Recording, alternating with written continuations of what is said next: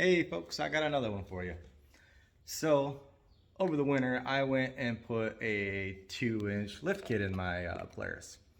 I got a pretty basic Amazon special, $29.99. Came with the 2-inch upper strut blocks and L brackets that came in the back. That's all they are. Pretty easy. I think the whole 2 hours or so wasn't much at all. I cheated. I didn't take the plastics off because Polaris decided to make the box and the fenders all one thing. I took a router to it, cut the caps off, pulled the shocks out, quick and easy. I did that because I knew of these. These are strut caps for that. I've got a Polaris Sportsman 700 sitting over there, and it comes with these factory. These are a couple dollars online. I bought a set of them. They should be here sometime whenever shipping decides to not be stupid. But that's all they are. They pop into place, 2 little tabs. These ones I keep on. This one, it's just there for display. When the new ones get here, I will actually cut them to fit this correctly. That's why it didn't fit originally. But the kit actually helped quite a bit. I really did enjoy having it on there.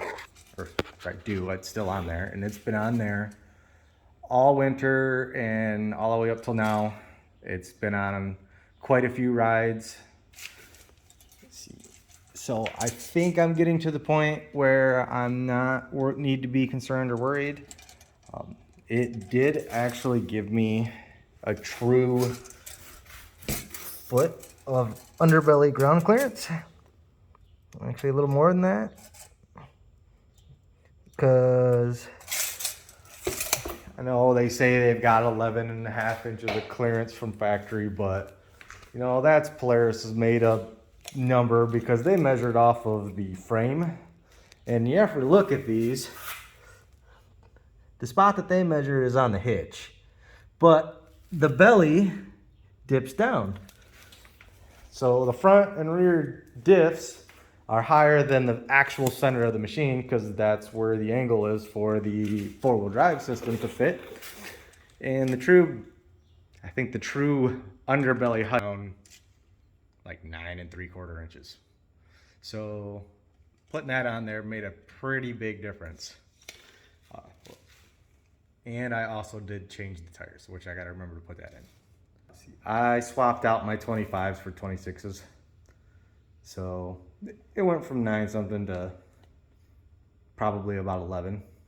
Because I went from the 26 Carlson's junk factory tires, and I went to, berate me if you want. These are Amazon specials as well. They are Sun F Warriors, which is a 26 912 and 26 11.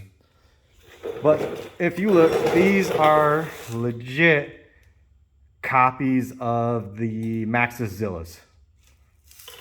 Identical. And they're actually, I think they're like a pound or 2 lighter. Somewhere there's probably less rubber for cheap price. But I got all 4 of these for like $300 shipped to the door. Half the price of what the Zillas were running for, I think, when I was trying to buy those. I have not had a single complaint. They work great. They look good, no issues. Haven't had a problem with them tearing, ripping. They bite well. They're not wearing out. I've seen not a whole lot of road use, but I live on asphalt, and the closest dirt road is probably a mile. So back and forth to the dirt road. So they're not wearing out that fast. They work pretty good. But I did want to say that the first ride with the new 2-inch lift, I probably made it 15 minutes, snapped an axle. My back right axle immediately snapped. So after doing some research, going through what I could find with you guys and a couple other people I like to listen to through YouTube. I ended up settling on Eaton. I have an Eaton axle, a set of Eaton rear axles in it. Haven't had a problem since. You can tell when you go to put them in, they are a little more beefier, a little better set up than the factory ones are. Just side-by-side comparison. I put that in after the very first ride, and I've not had a problem since. They still look great. There's been several rides. Here's a little bit of an angle. The boots still look good. Both sides look pretty well. No tears, no wear. And that's been, hell, I don't even know. At least a dozen or so rides out tromping through. I mean, I've done something bad enough where I managed to rip the brake lines. But no, it's been looking quite well. So with the 2-inch lift and then the 26-inch knockoff Zillas, I'm at a true 12 inches at the belly, which is the lowest point on this machine. And that's pretty on par with what my buddy's XMR 1000 is.